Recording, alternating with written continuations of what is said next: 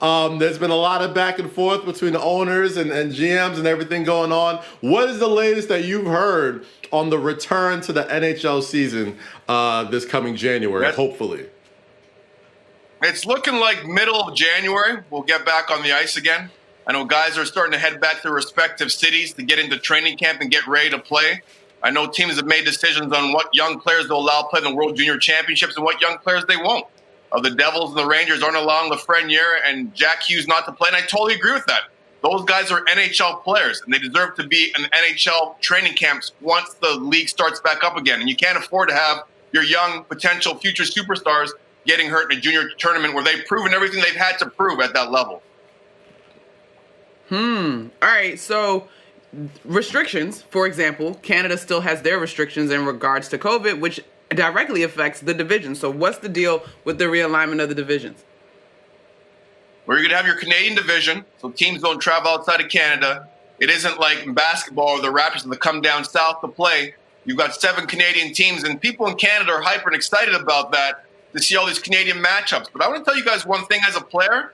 You don't want to see the same team over and over again. Yes, when I play for the Rangers, we get excited to play against the Islanders because there's so much more energy in the building, in the Coliseum or the Garden. But those matchups are overhyped. Those are for the fans. Those are for us as the media. As a player, you don't really buy into those matchups that much unless you feed into the energy on game day. That's when you start getting hyped. But everything else is all hoopla. And so you're going to play a lot of teams several times, which might get old after a while. But at the end of the day, guys just want to play hockey. And it doesn't matter if you play a team 30 times or 2 times. As long as you're back on the ice in your happy place, that's all that matters. All right, so let's get back on the ice. Let's get back into our happy place. With the New York Rangers, rookie defenseman Keandre Miller has been making a lot of noise this offseason. How do you think he's going to fit in with the Rangers this season? He's exactly what the NHL is all about. It's all about speed. It's all about finesse. It's about puck moving. He's got size. Keandre's a monster. He's like 6'4", 6'5".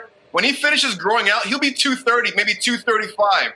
So he'll be a freight train on skates, and he's going to fit into exactly what the New York Rangers are trying to build, a mobile defensive core that can move the puck with speed. Now, when he made that transition, when we returned to play in the summertime, John Davison said he was a little bit nervous that first day, which is understandable.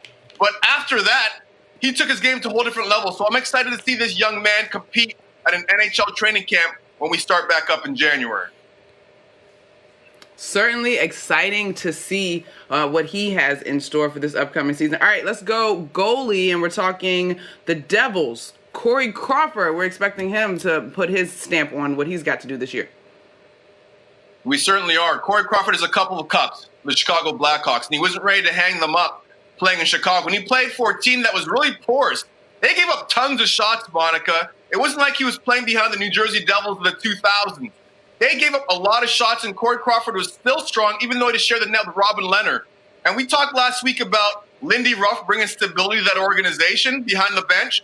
Well, Corey Crawford will bring stability in the blue paint. As a player, you like nothing more than having a goalie that you know is going to stop the puck. That gives you a lot of confidence to create offense.